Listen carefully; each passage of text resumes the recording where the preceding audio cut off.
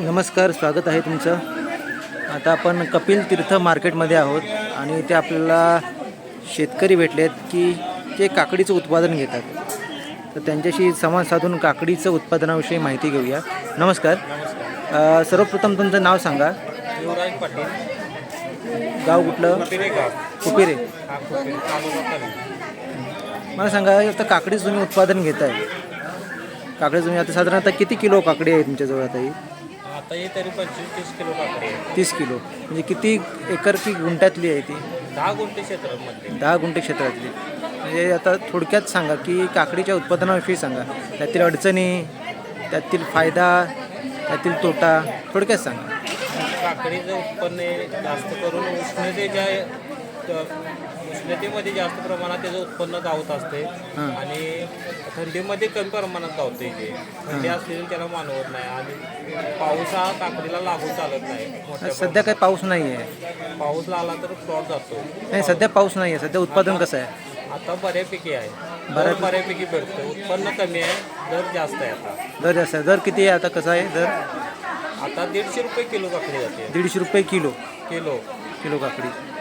किलोमध्ये साधारण किती नग बसतात? 15-16 बसतात. 15-16. आता ही या जी काकडी आहे त्या काकडीचं बियाणं कुठलं आहे किंवा कुठली जात आहे ही? गावठी बियाणं. गावठी बियाणं आहे. तुम्ही आता हे किती वर्षांपासून शेती करता तुम्ही? हे आम्ही माळवं तरी 10-15 वर्ष झाले करतो. 15 वर्ष झाले तर चालू आहे. 15 वर्ष आली. ओके.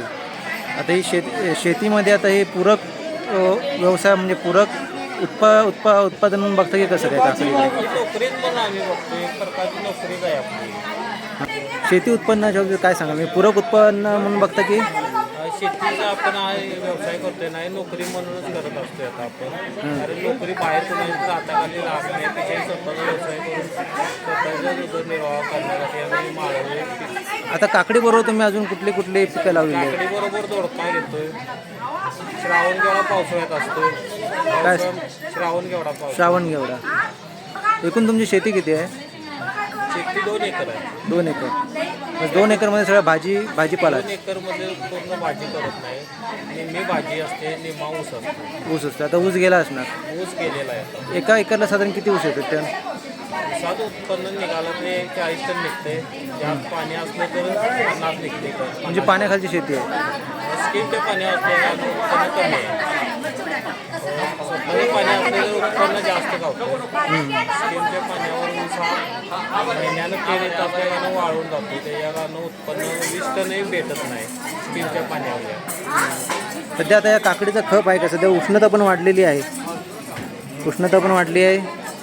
सध्या काकडीचा खप आहे, मागणी आहे. उत्पन्न कमी असल्यानं मागणी जास्त आहे. मागणी जास्त आहे. माल कमी आहे ना आता. थंडी असल्यानं माल कमी आहे. आता तुम्ही उत्पन्न करता, तुम्हीच विकता कोणाला? स्वतःच पिकवतो, स्वतःच विकतो. बाकी मग एजंट वगैरे असतात त्यांना देत नाही? नाही. ते परवडत नाही मग. उत्पन्न मग कमी असल्यानं भेटतो. Okay, thank you. तुम्ही चांगली माहिती दिली आम्हाला. थँक्यू. तुम्ही बघितलं काकडी आपण कपिल तीर्थ मार्केटमध्ये आहोत आणि हे काकडीसह वेगवेगळी शेतीमाल जो आहे, भाजीसह वेगवेगळी जी उत्पादनं आहेत, पिकं आहेत, अशा प्रकारे इथे दररोज मोठ्या प्रमाणात भाजीपाला मोठ्या प्रमाणात असतो इथे. आणि आपण आता शेतकऱ्याशी संवाद साधलेला आहे. ते इतर ठिकाणी विकत नाहीत, मात्र स्वतः पिकवतात आणि स्वतः विकतात. धन्यवाद.